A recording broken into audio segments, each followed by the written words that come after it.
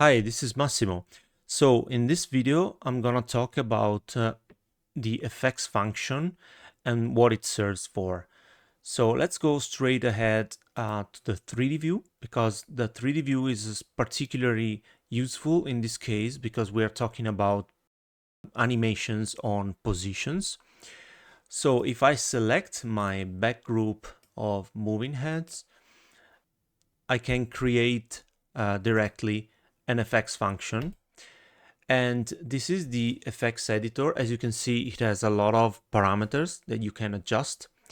The diagram on the top is basically the representation of the pan and tilt axis and basically the whole range of degrees that can be controlled by the effects. So as you can see, it says 540 degrees as pan and 270 for tilt, which is the range of the selected group that I've added. If I inspect the fixtures section, I've already added all my back fixtures here. The diagram on the top can be switched to another view, which is basically the representation of all the movements that a moving head can do, which is basically a sphere in 3D. And as you can see, the pattern I'm previewing is not quite a circle, even if it's selected as circle. It looks like circle here, but it means that it's a circle covering the whole pan and tilt range. So in projection is not quite a circle. So how can we take control of what we're doing? First of all, you need to decide which pattern you want to apply to your animation, to your positions. And also in this case, like RGB matrix, the effects function comes with already a lot of different patterns that you can expect here. So for example, there's the 8 effect, line effect, another line effect with different acceleration, a diamond and a square in 3 different ways. And then leaf and Lissajous is a quite complex mathematical function. The effects function is basically based on a mathematical function based on degrees, so it's a loop function. So the Lissajous here has a lot of parameters. We're not going to cover everything here, so let's stick to a more simple pattern for this time. So basically I want to animate my moving heads on a line, but here it's covering too many degrees. So let's start to restrict the effects to what actually I need. So for example, if I reduce the size of the pattern, it's already covering a lot less degrees. So if I also tweak the position, because I can basically act on the position, I can basically enter some values, already know them, like this. And also I can rotate the pattern like this. And if I apply a rotation of 135, I've got my line like this. Now that I've reduced the effects size, it's the timing is very slow. So basically I will adjust the speed also, which by default is 20 seconds. So I will put like 5 seconds now, like this. And as you can see, all my moving heads are going on this line. So if I again select my back group, raise some dimmers, and preview my effects, this will be the basically the result. So I've got all my moving heads moving along a line, and you can even tweak the parameters while the preview is going. So for example, if I start to move them like this, or if I want more depth, I can do something like this. Or if I want to I don't know, rotate them, it will start to do something more not quite straight. So I'm happy with these settings.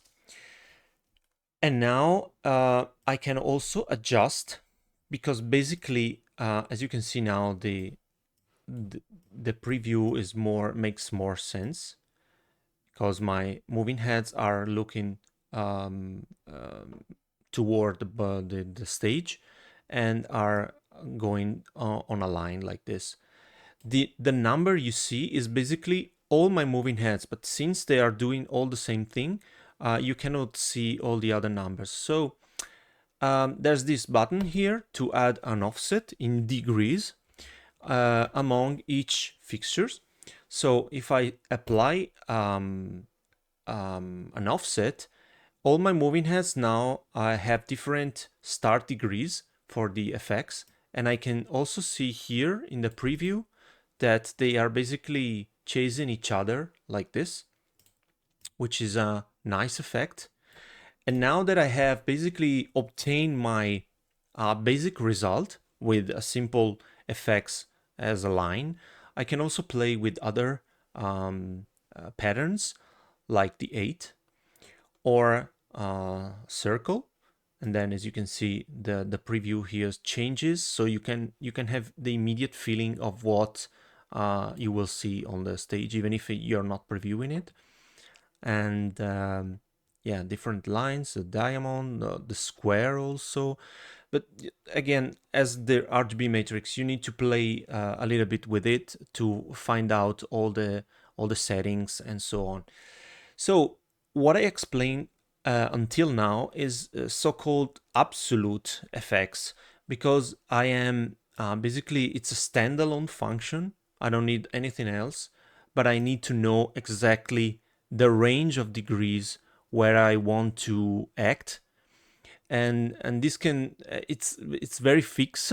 So if the stage changes or the moving head position changes, this effect will not look probably as you expect. So this is basically one way to play with it, and it's basically the absolute effects usage.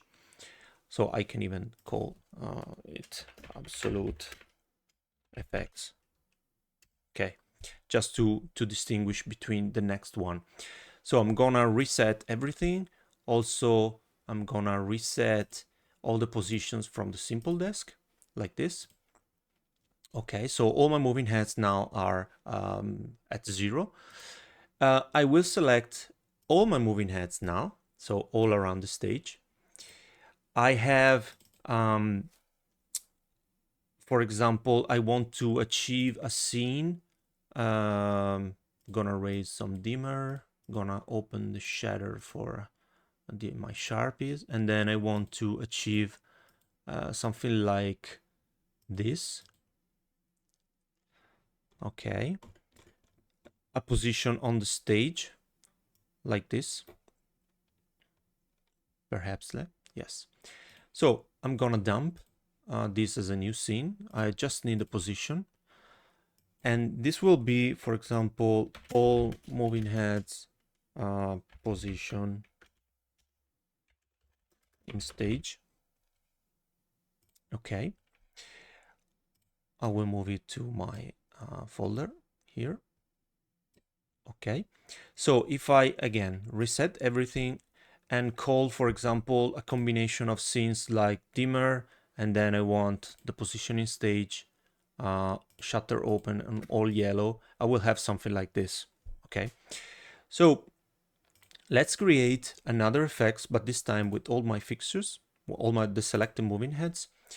And again, I need to adjust the size of my effects, but this time I will flag this important check box, which switch the effects mode into relative position. So if the effects is launched in combination with a basically position scene or another function that sets a scene in QSC+, the effects will act on that from that position with relative values. So let's see what it means. So I'm gonna check the relative movement. As you can see, some settings disappear because I don't have full control of everything, especially the XY position, because I'm no longer in the absolute mode. So let's say I'm happy with this, except for the speed, which is really slow. I'm gonna do like, again, 5 seconds, something like that. So if I launch, preview all the scenes like before, actually I'm gonna create a collection right away. So all positioning stage, and then shutter open, all yellow, and then my new effects. I'm gonna create a collection. So if I play this one, basically, as I mentioned before, the collection is ran from the top to the bottom, and the effects is running on top of this function here. So the engine sets the position that I dumped before, and then it runs an effects on top of it, and the effects is running exactly in relative position. So the funny thing is that if I, for example, select all my moving heads, and then again I want another position, and I have this interesting tool where I can basically click and point all my moving heads to a specific point in space. Like I want everything here, for example. If I dump this scene, but basically I already have one, but if I dump this scene like all in same position, something like that, it's a stupid name, but just to give you the idea, and I take this one, add it to my collections, so I'm gonna do this thing here, and I replace the positioning stage. I will remove it, and I reset everything, otherwise we'll be stuck, and I will play this one. As you can see, now the effect is different, but again it's running on from the original position that I selected from as a scene. And here, as you can see from a collection, if I double click on a function, now finally I can jump to editing that function. So the pattern for me is too large, so I can reduce it like this, and I will have my effects running in relative mode on my basically base position scene. So again, you need to practice a bit with this function because it has a lot of parameters. But once you get confident with it, you can achieve really nice results. This is really something made quickly, but as you can see, you can do nice things. For example, let's add an offset here too. Or change the pattern.